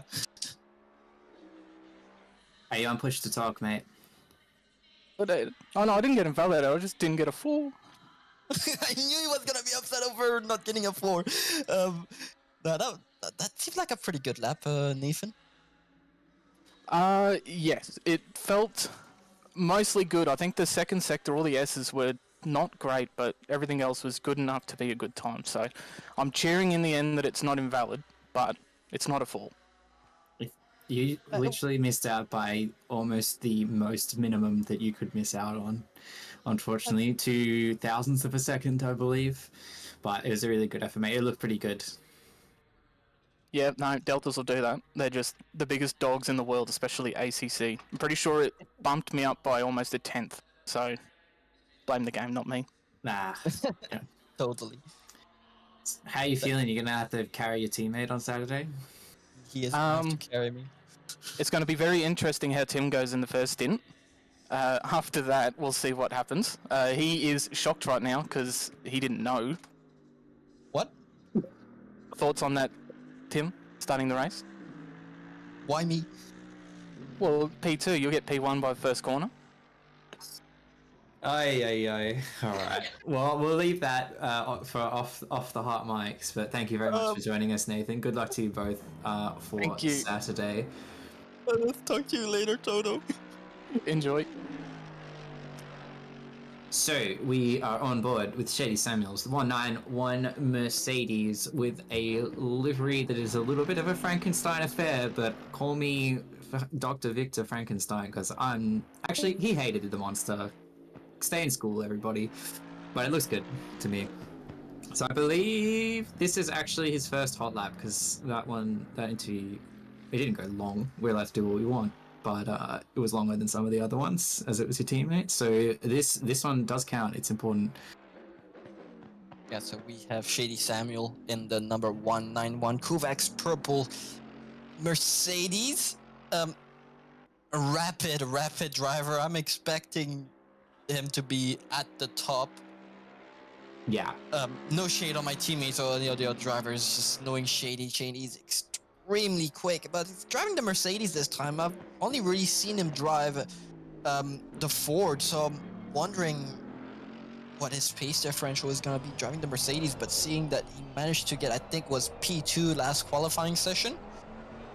I think he'll go all right. Yeah, I think he does pretty well. I think, he's got a bit of pace. He's not so bad. I mean, I feel like the Mercedes is like a car of similar physical attributes as the Mustang, but I'm not a merchant in either of them, so I can't tell you how similar they actually feel. Much more nimble than a Mustang, I'll tell you that right now. But what isn't more nimble than a Mustang as he now goes through around the final quarter and will set his first banker of the session. And hopefully it's not invalid, and it's not invalid. It'd be a 205.177 as a first banker for Shady Samuel. So now we'll see him really start to push the car as he goes around turn 1 now. Looking pretty good. It gets a bit slidey there, but nothing too overly dramatic. Still up. Goes for the fast sweep, right? He really wants to move over for that fast left-hander, and this section, it's so easy to invalidate here. It's always scary how fast some of these cars goes around here. It's like a sketchy Maggots and Beckett's. As we now see him go around, I think that's turn, what turn is that? Turn 9? Yeah, that'd be turn 9, and he does end up losing out a bit here. But still has over half a lap to go. Bit left and right there, just into the braking. Maybe a little bit frustrated with himself. It's I reckon he's just pushing the hell out of the Mercedes, honestly. This seems like a car that likes to be driven hard. If I'm seeing these two really talented drivers driving it, maybe it's just how you have to drive that car. Yeah, after my comparison in the comments, there's a bunch of people saying they're nothing alike. So shows what I know. Similar in physical builds, if you will, but I guess the driving characteristics, nothing alike. But Shady, 2 tenths up through turning 1. Well, it's back down, it's back up, it's left and right. Let's see, yeah, about 2 tenths still. He's definitely getting some time there. I'm expecting a 204 coming from Shady Samuel. Yeah, I think he has lost a bit of time that we're back on board with him, but let's see what he has for the final 2 corners. And he doesn't validate here. That is, or is that Del? No, I think that's invalid. He cut a lot of that corner. Yeah, the Mercedes can just really eat that curb, so you don't really get punished. And it was indeed invalid, so we have to settle for a 205.177. And that is not exactly what Shady wanted here. As he joins us in the com box now. Hello, Shady. Hey guys. How'd you feel about that one, mate? It was a little bit rough, second to last corner. Just you got a bit greedy eating the curbs in the Mercedes, it looked like. Yeah, too greedy. The time was there, but I was too reluctant and I stopped up. Oh, it's all right, mate. It's a 12-hour. There's a lot of time to make up that time. Still starting I would say P6 after name goes through. But how are you feeling? Looking forward to the race.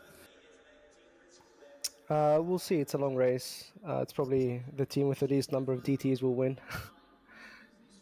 Definitely agree with you on that one. Yeah, I think we're going to see a lot of DTs, to be honest. But thank you very much for joining us. Good luck on Saturday, mate. Thanks, guys. That I feel like you could feel the disappointment there from Shady. Disappointed, but he just sounded pretty relaxed. He knows it's a 12-hour race. He's got a very strong team. He's driving with Peach as well. Peach is another extremely quick driver. I don't think he's too fast. It'll just, it's an enduro, not a sprint. It's not the end of the world. You start in the top 10. Absolutely. Yeah, I mean, he's going to be, I would imagine, touching wood and all of that business, that name will make it into the top 5 and Shady will be pushed down 1, but P6 in an enduro it's plenty fine spot to be starting. And I mean, T1 here can be pretty wild, so we'll see how all this qualifying could be for nothing after T1, to be honest, so we shall see. Definitely agree with you on that one. As look at it, it's just how he drives the car. It's just extremely precise with it. He's not fighting the steering, maybe a little bit here, but apart from that, it's just extremely precise driving, while at the same time pushing the hell out of that Ferrari 296 GT3 as he goes around turn 11 here. Now, we saw the Merc hit the curbs. This is the one car you don't want to hit the curves with, so it's completely polar opposites to what a Mercedes can do, and that's exactly what happened with the Mercedes. It's so good on the curve that second last corner is just eats it, unlike, let's say, this car that we're spectating now. But let's see, as he enters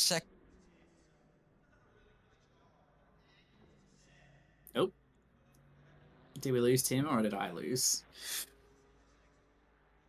But as we're heading through Tony Werney Admiral name, about halfway through this first banker lap, and we're going to come around the corner of 4 corners, if you will.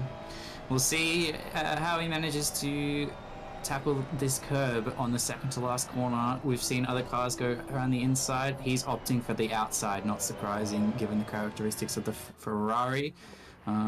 And around the last corner, no delta for now, and we'll see what it is. And it's going to be a 205.05 for Emerald name, so a lovely banker. That's enough to have hit Shady already, and it's just outside the podium. So I told you Emerald name was the one that would be throwing down the gauntlet.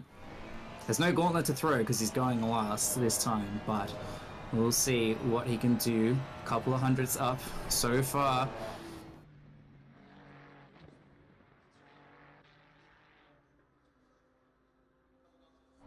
Just lovely cinematic through the second part of the S's. 1.5 tenths up, looking like 2 right now, keeping it nice and tight.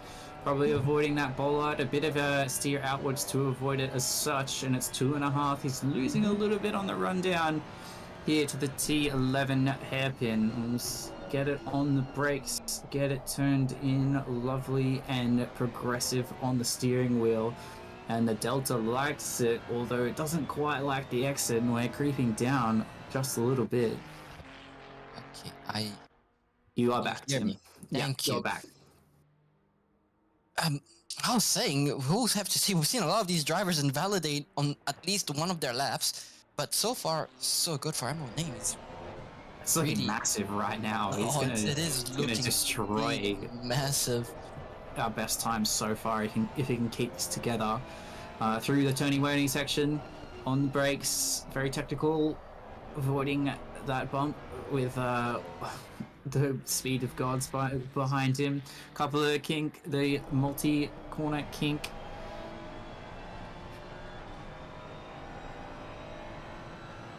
Definitely looking good for Name so far. He just doesn't want to invalidate right here. Does hit that curb a bit. The car does bounce a bit, but keeps it on 4 wheels. Now just has one more corner to go around, and it looks like a massive gain over here as he does end up losing a bit on the exit, but it'd be good enough for a 204.682, and that puts Emerald Name on pole position for the 12 hours of Cota. Name joins us in the box now. How do you feel, Name? Feel pretty good about it. Although it's only like 2 laps, that's a lot of pressure for 2 laps only, bro. I definitely agree. But you put your team on pole position. I think anybody would have been really happy with that, but you've managed to do it with a 204.682. In fact, one of only 2 cars that's managed to put it in the 204. So congratulations on that as well, by a massive gain as well, being over 2 tenths up. I'm sure you're a lot happier inside than you're showing to us now. Yeah, that's for sure. I think the team will be happy as well for that. And we'll see about the rest then on Saturday. Yeah, definitely agree with you. And good luck on Saturday, Name. All right, thank you, Gabe. Thank you, mate. Right.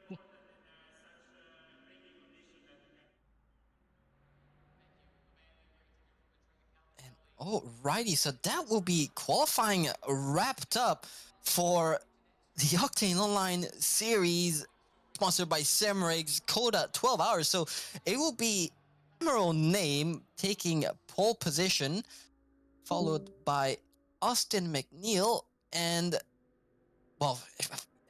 Toto Osimo in P3. In P4 will be the team of Sean Bubna. I wish I could say the team names. I don't have them in front of me, so I'll just say the driver that's driving now. In P5 will be Joshua Holmes, followed by Shady Samuel in P6. Saxon Hayes will settle for P7, followed by Webley in P8 as a Pro-Am car. They're going to be happy with that. Herbert will be in P9, and closing off the top 10 will be Layla Bell. Wondering, I think Blake might have some technical issues over here. Can you still hear me? Can still hear you. Yep. Okay, yeah, I've got no visuals, unfortunately, but yeah, really, really massive effort there. A few surprises up in the top 10, but well earned from everyone in there. We'll see how this shakes out through the race start. It's 12 hours, so qualifying is important, but it's not absolutely everything. There's plenty of time to make it up. Definitely agree. So this is gonna be an exciting race. I think this is a very interesting top 10 lineup. But we shall see. Green light, go. Alrighty. Well, that was qualifying done and over it. That was a very long qualifying session. I think I was over an hour's worth of driving action. But my name is Tim Gobe, commentating with Blake Griffith, and we hope to see you soon on Saturday for the 12 hours of Cota. Thank you very much, everyone, for joining us. Big thanks to Ben and the admin team and the stewards and race directing team for throwing this all together. We hope it's going to be a really, really magical 12 hours of the Circuit of Americas. But thanks again for watching. Wondering what they're listening to in that rave.